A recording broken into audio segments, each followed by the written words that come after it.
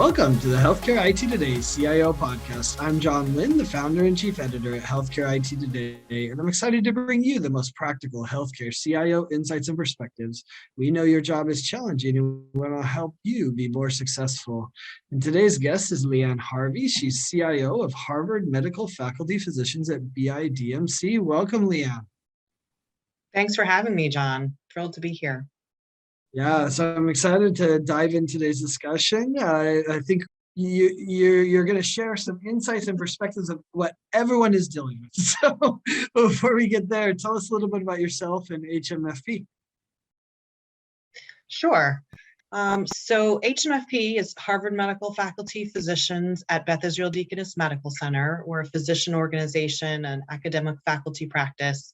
We employ over 2,000 people, most of whom are physicians or advanced practitioners. We have an exclusive affiliation agreement with Harvard Medical School, as well as Beth Israel Deaconess Medical Center for patient care, research, and teaching service. So most of our docs and clinicians are practicing at the medical center. And so that's where the majority of our work is, but we also practice at many of the community hospitals throughout Beth Israel Lahey Health and some other local hospitals. We're in Massachusetts, predominantly in Eastern Massachusetts. And for myself, I've been at HMFP for almost 7 years. I've spent my career in healthcare IT doing mostly clinical implementations, both on the inpatient and the outpatient side for hospitals and also for independent practices in the community. Awesome. Well, as I kind of said in the intro, you rolled out telehealth like so many organizations amidst the COVID, which basically required us to do so. What were some of the big tech issues and maybe some of the other barriers you faced as you rolled out telehealth at HMFP? Sure. So, much like everyone, it was a fire drill in March of 2020 of, how are we going to shift the majority of our care from in person to telehealth in just a matter of, a week or so. So I think, the biggest challenge was just the lack of integration with our systems. Is, we looked at our toolkit. We said, what do we have? We had some HIPAA compliant video conferencing tools. And then we also had a standalone telehealth platform that was in use for urgent care. And so we spun up a new tenant of that. But all three of those solutions were completely separate from our EHR and our clinical system. So I think the biggest challenge was, once you got beyond just training everyone on what they had to do, was that, each one of these were a little bit different.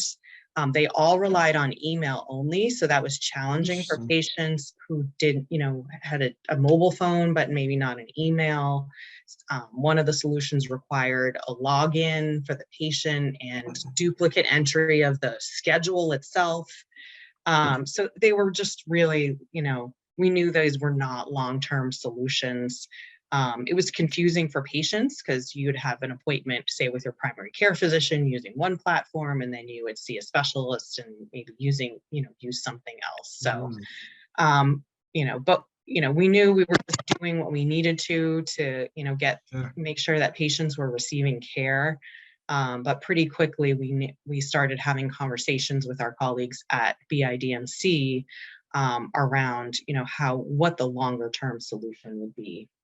Yeah. So how did you approach that integration with the EHR, and kind of have you changed it over time? It's, obviously you rushed to implement, and, have you changed it, or there's still things you're hoping to change about the integration with the EHR?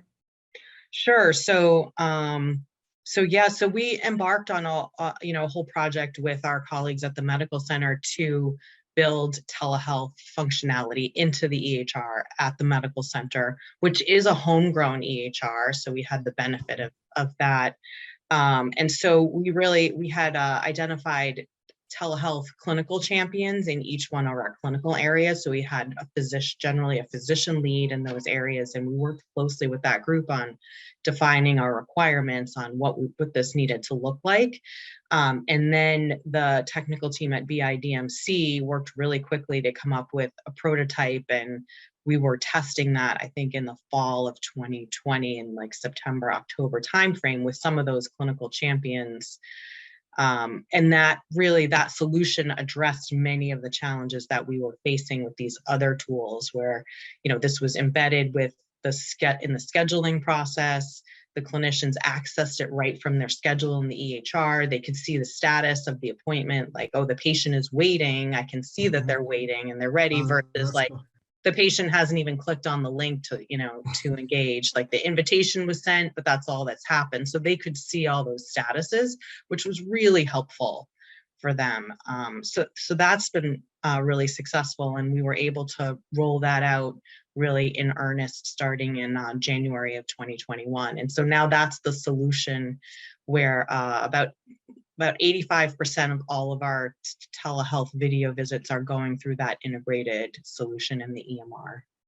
Yeah, and no logins, right? I mean, no logins. You can send it via email or a link to the patient. That was one of our design principles. It has to be really easy for the patient. So it doesn't require them to log into the patient portal. They don't need a portal account.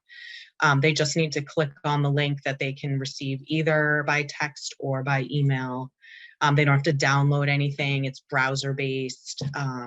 So just really easy to use. What about your meaningful use measures for portal logins, though? I'm just kidding.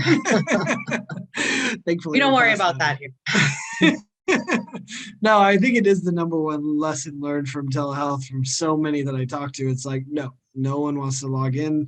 At most, maybe a birthday or something that they know, that they can validate themselves, and that's fine. But that's exactly what we use, actually. They click in.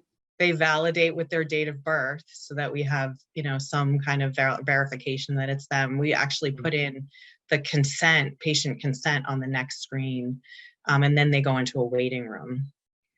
Wow. So what does that look like for, your patients? It sounds like 85% use this system.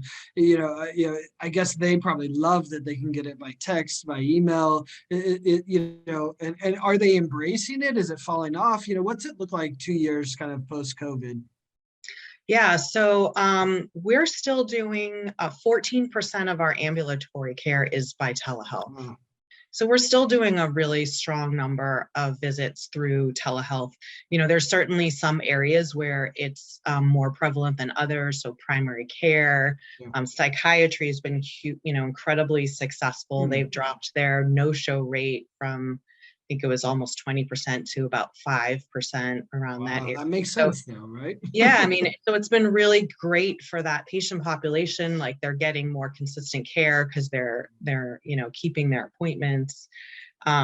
Neurology, where we have patients who might have limited mobility. So there's just lots of really good use cases for telehealth going forward. And we also found that when we in Boston had the Omicron initial surge in January, we saw that our telehealth numbers go up to almost 20% in that month. So, one of the things that I think is great about the solution is that it's flexible, so that we're able to say, like, okay, when, we have a surge and patients don't want to come in person, we're able to flip those visits really easily. And then as things go back down again, patients are, come in person if they're comfortable with that. Yeah, no, I guess that's the other COVID takeaway is flexibility is key to the future going forward. We need to be able to ramp up and down as needed. I'd love to hear what you think and what's been your experience, as far as telehealth and its impact on physician burnout. How are your physicians looking at telehealth? Do they just see it as another modality? Does it help with burnout? Does it provide flexibility? Or are they like, no, I hate it, bring them in the office? Like, what are you seeing and hearing? Yeah, I would say for the most part, they really like it. And they certainly like this integrated solution better than what we were doing, in the early days of the pandemic. Because it really is, it very closely mirrors their workflow, their in-person workflow. And it does give them the flexibility. And we have clinicians that do, telehealth sessions where they don't need to be in the office, and they really, they do like that. I think some of the approach the scheduling? Is it really a dedicated telehealth day, or are they seeing someone in the office and then a telehealth and then someone in the office, or how have you structured the scheduling there? It varies, but we do have many practices where they're doing sessions. So they might have one set telehealth session a week in addition to their in-person. But we've also seen where that we have clinicians doing it intermittently, and some of that is they're able to schedule more ad hoc when a patient needs to be seen maybe more urgently, or they can fit them in. If they have a no-show during their schedule or a gap in their schedule, they can do a telehealth and see that patient. So that's been really nice. I think one of the challenges is around the support that happens kind of before and after an in-person visit, where, you might have the MA doing, the med list and checking things with the patient. And that's in general not universally in place for most of our practices. It's really just the clinician. I see that more in the primary care practices. They're doing a little more of that because I think there's more work there. But that's one of the things that they don't like as much, because there's, they don't have the staff support for those telehealth visits. I mean, I've always been fascinated by this, right? Like, at what office do you go and the doctor does the intake?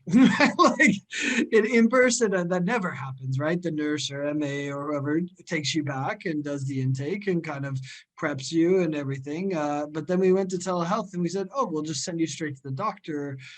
I don't, obviously I haven't done the studies to understand. It will be interesting to see how that evolves, to your point, though, because that is valued by the doctor. But is it necessary? I don't know, right? I think we have to discover that. So. Yeah, and I think, at the same time that we've done telehealth, which was, at the start of the pandemic, then we've also gone into this huge staffing crisis. So there's very limited practice resources to do that, even if, if things were staffed in a more normal way, maybe there would be bandwidth for staff to help with the telehealth visits, but that's just not the reality of where things are right now. Yeah. Well, it's going to be an AI MA, right? Is that? Yeah. Well, let's have a bot do it. Well, I mean, for some of it, it makes sense on an intake, right? But so what do you see as really being the key, the key to telehealth being successful going forward? What do you see on that horizon that you want to be working on, or that you're watching for, that could impact your telehealth efforts? Well, I mean, the biggest thing that we're waiting on is to see where reimbursement shakes out. And so, I think people have been kind of holding our breaths to say, like, we really want telehealth to say it's been, incredibly valuable to patients and providers. And the reason we weren't doing it before the pandemic isn't because it wasn't, a good thing and people didn't want to do it. There was no reimbursement, or very limited reimbursement for telehealth. And so as we move out of the public health emergency,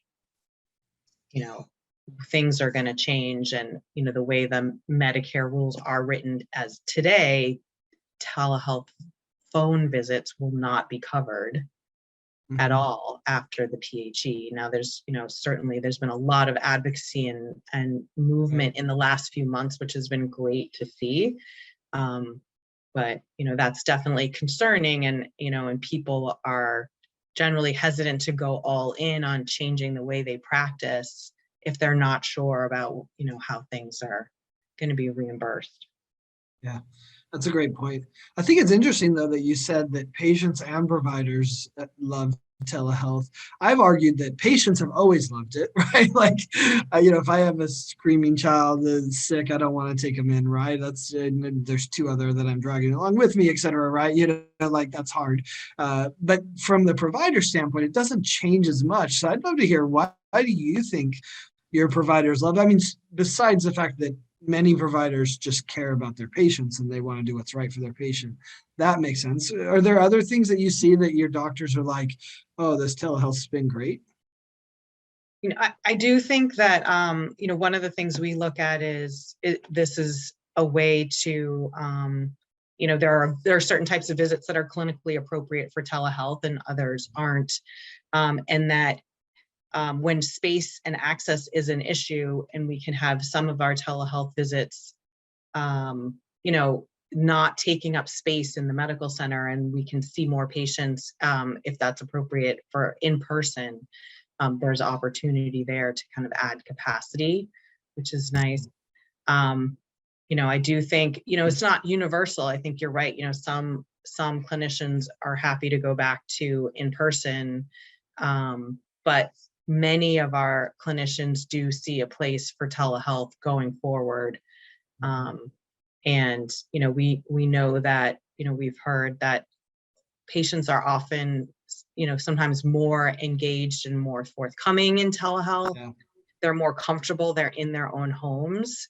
That's also, there's two sides of that though, too. Some patients don't have private space in their own home. And so they actually can be, that can impede their ability to really have honest conversations with their clinicians. So. Yeah.